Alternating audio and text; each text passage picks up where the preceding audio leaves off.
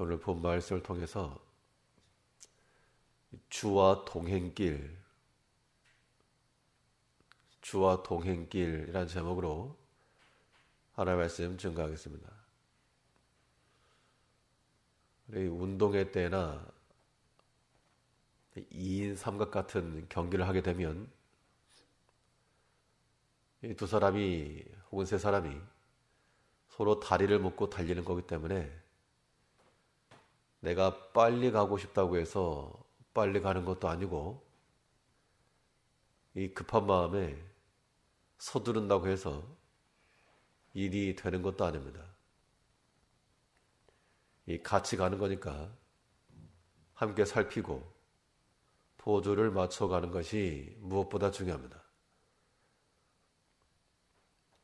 우리 신앙 길이라고 하는 것은 우리 혼자 가는 게 아니고 그리스도와 더불어 주님과 더불어 가는 길이기 때문에 내가 가고 싶은 곳을 가는 것 아니고 언제나 우리는 주의 뜻을 살피고 그의 마음을 헤아려 주와 함께 보조를 맞춰 나가는 그런 모습이 필요한 겁니다. 그렇다면 이 그리스도와의 동행길이 우리에게 즐거움과 또 기쁨이 되는 길이 되려면 우리가 어떠한 설정을 놓고 주를 따라가야 될 것인가? 오늘 본 말씀을 통해서 살펴보시면 먼저는 이 동일한 목적지가 되어야 됩니다. 주께서 향하시는 그 목적지와 우리가 나아가고자 하는 그 종착이 일치될 때 그때 우리는 그리스도와 더불어 동행한다라고 말할 수 있을 것인데 그러면 그리스도께서 향하시는 그 종착점이 어디인가? 주의 목적지는 구원의 생명입니다. 우리가 구원받기를 바라시고 생명의 열매를 맺기를 바라시는 것이 하나님의 뜻이요 주께서 우리를 데리고 가고자 하시는 그 장소이므로 우리도 마찬가지로 이 구원의 길로 생명의 길로 나아가는 것이 주와 동행하는 가장 좋은 길인 겁니다. 오늘 보면 9절을 보시면 악인의 길은 여호와께서 미워하셔도 의를 따라가는 자는 그가 사랑하시느니라. 악인의 길과 의인의 길이 있는데 그 차이가 무엇인가? 그 목적지가 차이인 겁니다. 지금 현재는 같은 지점에 서 있어도 악인의 길은 사망으로 끝나는 것이고 의인의 길은 약속과 생명으로 나가는 겁니다. 그러므로 그 생명의 목적을 향하는 자들은 지금 현재에 있어서 구원의 길로 생명의 길로 한 걸음 내딛는 것이 중요합니다. 우리 신앙적 행위들 가운데서 주를 향하여 행하는 그 한 가지는 행동 하나의 의미를 지니고 있는 겁니다. 첫 걸음이 목적지를 결정한다는 말이 있습니다. 우리가 어떠한 마음을 가지고 있는가 그 마음에 따라 우리의 행함이 나오기 때문에 우리의 행동 하나를 보고 그 향하는 바가 무엇인지를 또한 알 수가 있습니다. 우리가 주를 위하여서 선한 마음을 지니고 하나님을 향한 간절한 마음을 담아 우리의 신앙적 행동들이 나온다는 것은 주와 더불어 같은 목적지를 향하고 있다라고 볼 수 있습니다. 성경에서는 우리에게 하나님께 첫 것을 드려라, 첫 번째 것을 드려라 항상 강조하고 있는데요. 그것은 첫째 것 이상의 의미가 있기 때문에 그렇습니다. 첫 것을 드린다는 것은 다 드린다는 의미가 있습니다. 그러한 마음으로 행할 때 우리가 주와 동행하는 겁니다. 우리 아침 시간에도 또 우리가 함께 깨어서 이 첫 시간을 주께 드린다는 것은 우리 마음속에 억지로가 아니고 다 드린다. 오늘 하루도 하나님께서 나를 지켜주시고 인도하시고 동행하여 주실 것을 바라는 심정을 가지고 이 아침을 세워나가면 그게 주와 동행입니다. 무엇이든 되었건 다 주께 드린다는 그 마음을 가지고 나가는 것, 이것이 필요합니다. 예수님께서 이 땅에 오셨을 때 그 목적이 무엇이었습니까? 하나님의 뜻을 온전히 이루고 우리를 구원하시기 위해 하셨기 때문에 그의 성육심과 제자들을 가르치심과 병자들을 치유하신, 마지막에는 십자가의 고난과 죽음까지도 전부 다 그가 가르치신 방향은 생명길이요 구원의 길이었습니다. 상황은 달랐고 만나는 사람도 달랐고 때도 동일하지 않았지만 그의 모든 지시하시는 방향은 언제나 동일했다는 겁니다. 이러한 주와 함께 우리가 동행하려면 우리도 마찬가지 자세를 가져야 마땅합니다.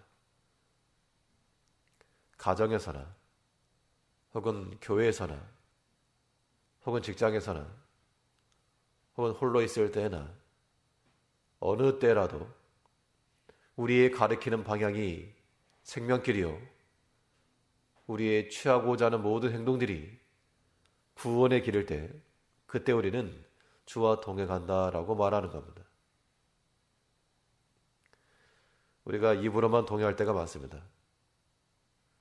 여러 가지 상황 가운데서 예수님께서 제자들과 관계 속에서 참 몇 번을 말해도 못 알아듣느냐, 혹은 병자들을 치유함에 있어서 그렇게 믿음이 없느냐, 상황과 상황에 따라서 주께서 돌이키신 것이 아니고 끝까지 인내하시고 제자들을 사랑하시되 끝까지 사랑하시고 십자가를 지는 그 고난의 자리에서까지라도 저 생명길을 향한 그 구원의 손길을 놓지 않으셨다는 겁니다. 우리가 주를 본받아서 오늘 하루의 삶 가운데도 우리의 모든 향방과 목적은 생명길을 가리켜야 됩니다. 이탈하지 마시고 그 구원의 길로 주와 함께 우리와 동행하시고 우리를 위로해 줄 수 있는 이는 하나님밖에 없습니다. 그런 마음을 가지고 주와 함께 이 동행길에 있어서 우리의 마음은 언제나 즐거움 있고 만족함이 있어야 됩니다. 성경 그 어디에 나의 영원한 즐거움과 만족이 세상으로부터 왔으며 물질에 있고 사람에 있다 있습니까? 오직 나를 살리시는 그 하나님이 우리 가운데 충만하여서 오늘도 이 주와 동행하는 동행길로 기쁘고 만족함 있는 그러한 삶을 살아가는 한 날이 되시기 바랍니다. 또한 우리가 이 그리스도와의 동행길이 참 즐거운 길이 되기 위해서는 이 동일한 목적지가 될 뿐만 아니라 이 동일한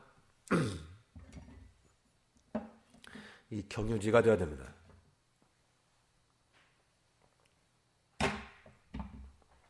이 생명의 길로 나간다 할 때는 그 한 스텝 한 스텝도 우리가 생명을 거쳐서 나가는 겁니다. 우리가 어떤 순간이동할 수 없기 때문에 첫 걸음에서부터 그 과정을 통하여 그 목적지에 이르는 것을 알려면 생명으로 나아가는 방법과 또한 그 길 또한 일치해야 됩니다. 9절 다시 보시면 악인의 길은 여호와께서 미워하셔도 정직한 자의 기도는 그가 사랑하시느니라.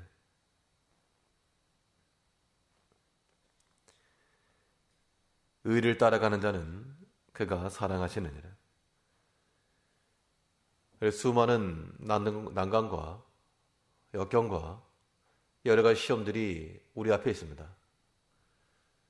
그것을 뚫고 나가는 것이 중요한데, 그리스도께서 우리의 생명을 위해서 이 모든 시험의 과정들 다 이기시고 나가셨습니다. 돌이키지 아니하셨고 사람의 생각대로 하지 아니하셨고, 오직 그의 마음속에는 아버지의 뜻 그거 하나 있었습니다. 그랬으니까 이 십자가 길이 가능했던 것인데, 우리 마음속에 이 생명길로 가다 보면 자꾸 이 샛길이 등장하게 됩니다. 모르고도 가겠지만 알면서도 기웃거리는 것이 있다면 합당치가 않습니다. 세상에 주는 마음이나 육체를 향하는 길들, 예수님께서는 일말의 고려도 없었던 그런 선택지들이었으므로 우리도 마찬가지로 우리 가운데 오는 모든 세상의 미혹들이나 그러한 욕심과 탐욕에 근거한 것들이 우리의 일말의 고려의 대상이 되지 아니하도록 처음부터 이거는 오답이라는 그런 확신을 가지고 바른 길을 분별하는 것이 마땅합니다. 십자가의 길이라고 하는 것은 영광만 있지 않습니다. 우리에게는 영광이 주어질 것이지만 성경이 말하는 대로 그리스도와 함께 영광을 얻기 위하여 고난도 받아야 될 것이라.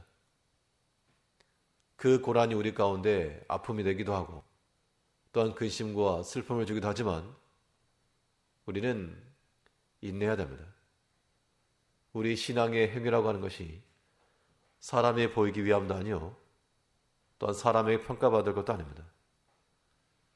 우리는 이 악인의 길은 멀리하고 하나님께서 사랑하시는 바 그 의의 길을 따라서 나아갈 때 우리의 모든 한 스텝 한 스텝이 주께서 선택하신 그 방법이고 그 이유가 될 수 있도록 오늘도 우리가 믿음으로 생각을 하면서 사람의 생각을 따르기 전에 우리의 영의 생각을 따라 주와 함께 같은 자리, 같은 경유지를 통해 그 구원의 길로, 생명의 길로 나아갈 수 있는 우리가 되어야 한다는 겁니다.